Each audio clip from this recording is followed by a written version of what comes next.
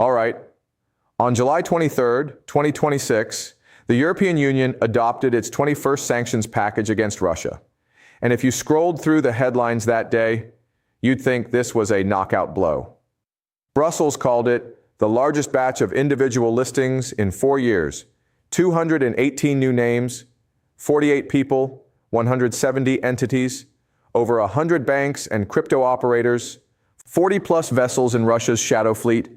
On paper, it looks like the tightest squeeze yet, but here's what almost nobody reported properly. To get all 27 member states to sign off, the Council had to buy off one country with a very specific concession, Greece. Diplomats confirmed it to the Moscow Times. The final holdout was cleared only after Greece was given an exemption, allowing its shipping companies to keep transporting Russian liquefied natural gas out of the Arctic. Not wind down, not phase out, an exemption, written into the same document that's being sold to the public as maximum pressure on Moscow. So think about what actually happened here. 26 countries agreed to tighten the noose. One country said, not unless my tankers keep moving Russian gas. And the other 26 said, fine. That's not a footnote. That's the entire mechanism by which sanctions regimes survive contact with reality. You build the wall, then you leave a gate in it for whoever complains loudest. And that gate is just the surface. Underneath it, in the same 72 hours, you've got the U.S. Central Command's own chief privately telling the Pentagon to stop bombing Iran because the campaign has hit its ceiling. You've got Iran accusing Washington of trying to illegally reroute traffic through the Strait of Hormuz behind its back. You've got a fifth Ukrainian drone strike in 3 weeks landing on a tanker tied to an American oil major. And you've got the ceasefire, if you can even call it that, sitting on its 13th consecutive night without a single American airstrike for the first time since this war restarted in June. Over the next 25 minutes, I'm going to walk you through every layer of this slowly, so none of it gets lost. Let's begin. Before the numbers, I want to give you a concept because you'll need it as a lens for everything that follows. I call it the self-destroying loop. Here's the idea. When a dominant power is under strain, it starts making decisions that look strong on the surface, but generate a bigger problem underneath. Solving problem A creates problem B. Fixing B creates a worse problem, C. And the cycle keeps closing in on itself until the thing that was supposed to project strength ends up broadcasting exhaustion instead. Picture a man running from the rain who ducks into a house, except the house is flooding. He climbs onto the roof, except the roof is rotten. Every move to escape lands him somewhere worse. That's the loop. It doesn't require anyone to be incompetent or foolish. Every individual decision taken on its own looks rational. Bomb Iran to secure the shipping lanes? Rational. Sanction Russia to punish aggression? Rational. Strike Russian energy infrastructure to choke war financing? Rational. Grant Greece an exemption to save the vote? Rational. And yet, stack all four of those rational decisions on top of each other, and you get an outcome that serves nobody's actual strategic interest. That's what makes the loop so hard to break. Nobody has to be wrong for the whole system to drift somewhere nobody chose. Here's how it's playing out, step by step. Step 1. The U.S. and Israel strike Iran on February 28, 2026. Operation Epic Fury. Iran's supreme leader, Ali Khamenei, is killed in the opening strikes.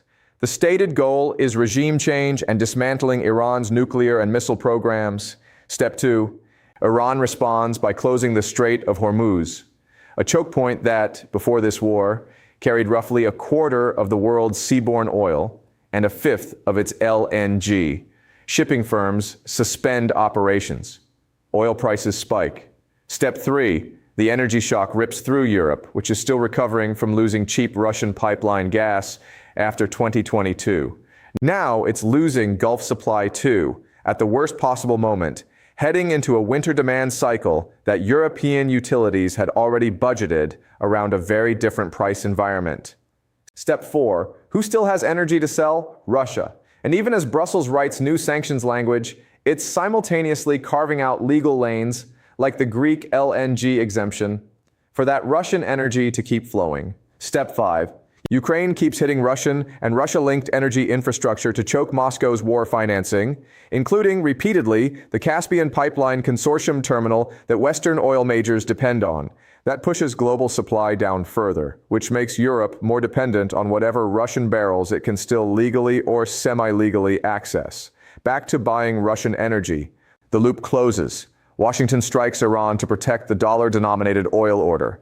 Europe runs short on energy. Europe finds workarounds to keep buying Russian energy. Russia's position strengthens. Transatlantic unity phrase. Washington feels pressure to prove the strategy is working. The cycle repeats. That's the self-destroying loop, and right now it's running on at least 4 fronts at once. Energy, sanctions, military escalation, and alliance cohesion, all feeding each other simultaneously. Let's look closer at what Package 21 actually contains, because the headline and the fine print are telling 2 different stories. On paper, the largest number of individual listings in 4 years, new designations across Russia's banking sector, its shadow fleet, its military-industrial base, gold and diamonds, mining and metallurgy, a ban on the EU issuing visas to anyone who has served in the Russian armed forces since February 2022. And this is the part worth sitting with. The Council froze the automatic adjustment mechanism on the Russian oil price cap, locking it at its current level until mid-2027. Now, why would you freeze the price cap instead of tightening it? Under the original design, that cap was supposed to ratchet downward periodically, squeezing Russian oil revenue a little more each cycle. Freezing it does the opposite. It locks in the status quo. Brussels' own explanation is revealing. They did it to ensure that Russia's profits from oil sales remain contained, despite the exceptional market situation caused by the closure of the Strait of Hormuz. Read that sentence again. The EU is explicitly admitting that the Iran war has pushed oil prices high enough that its own sanctions mechanism needed to be frozen in place just to avoid making things worse for European consumers.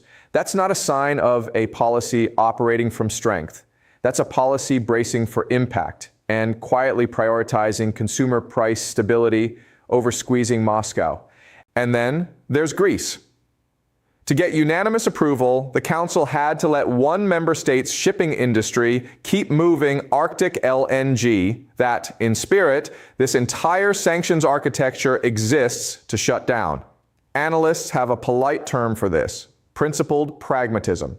You publicly hold the line on Russia while quietly building exceptions to keep your own economy from seizing up. This is not new. It is, in fact, the defining feature of European sanctions policy for the last 3 years. Package 21 didn't invent the workaround. It legalized one more version of it.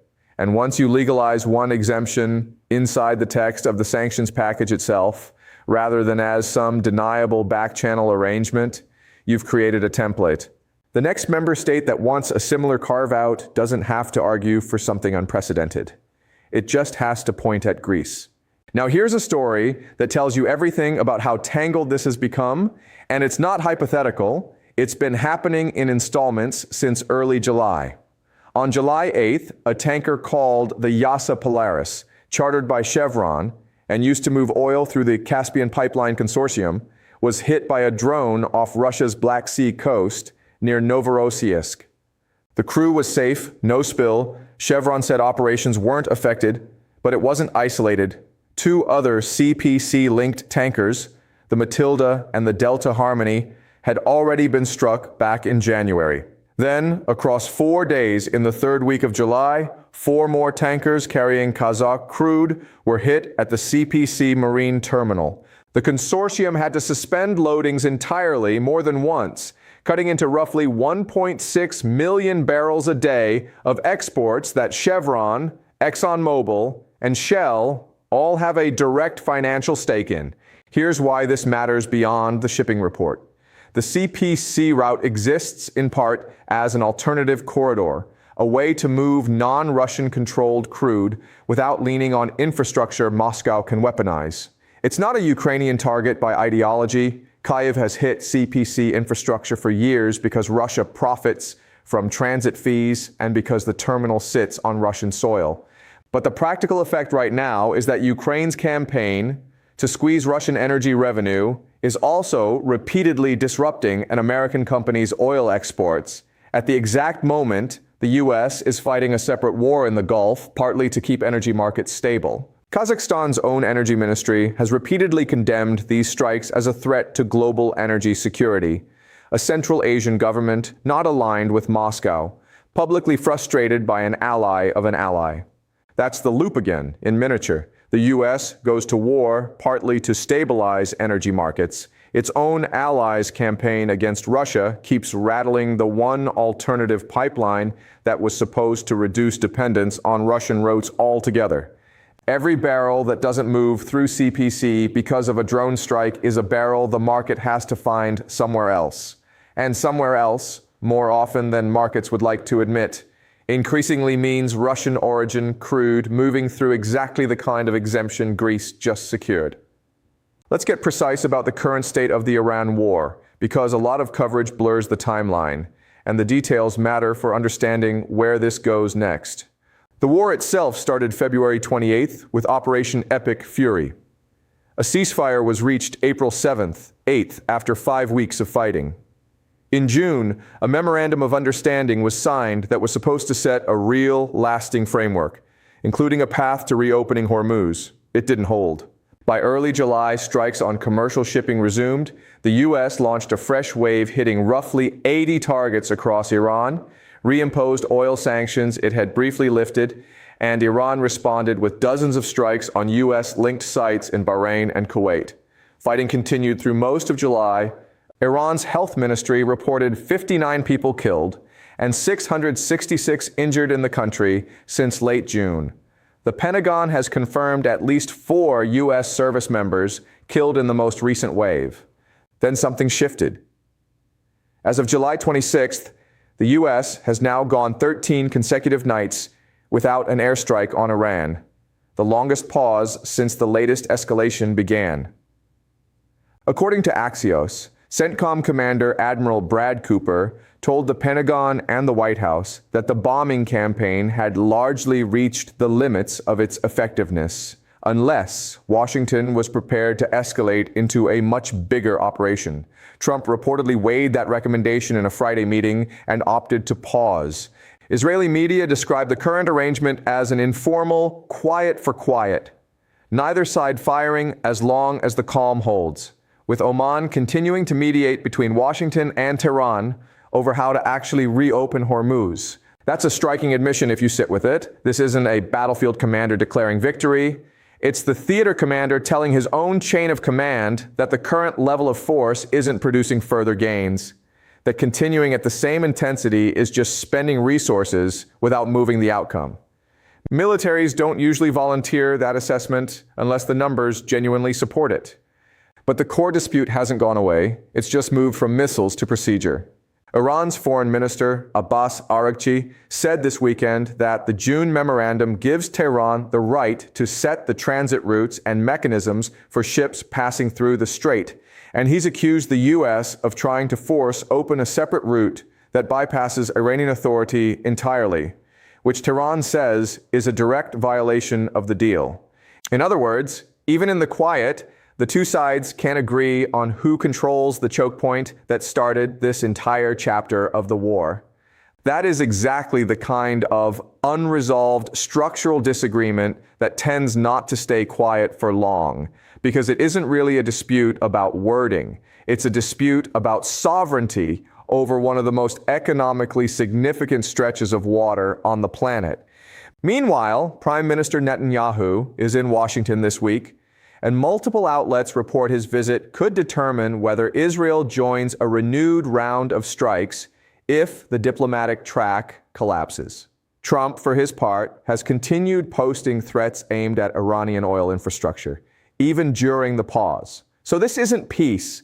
It's an operational pause sitting on top of an argument that was never actually settled, held together for now by exhaustion on one side and mediation on the other. Now let me give the opposing read its strongest version before I push back on it, because I don't think it's fair to only present the case that supports the loop framework.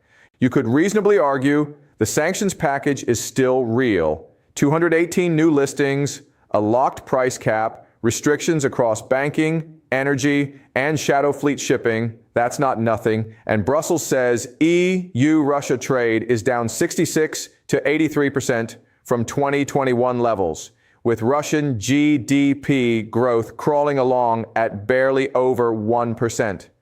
That's a genuinely damaged economy by any normal measure. On the military side, 13 nights without a strike is a genuine, verifiable de-escalation, not spin. CENTCOM's own commander recommended it, which means this isn't a political talking point. It's an operational judgment from inside the chain of command. And on Hormuz, the current friction is a negotiating dispute over procedure, not a collapse of the ceasefire itself. Oman and Iran are still actively talking, and diplomatic friction during a mediation process is normal, not a sign that the whole thing is about to fall apart. That argument has real weight, and I want to be honest that it does. But here's what it doesn't explain. First, the Greek exemption isn't a side deal. It's baked into the sanctions text itself, which means the next country that balks at a future package now has precedent to ask for its own carve-out. That's not a one-time compromise. It's a template, and templates get reused. Second, freezing the price cap because of the exceptional market situation caused by the closure of the Strait of Hormuz.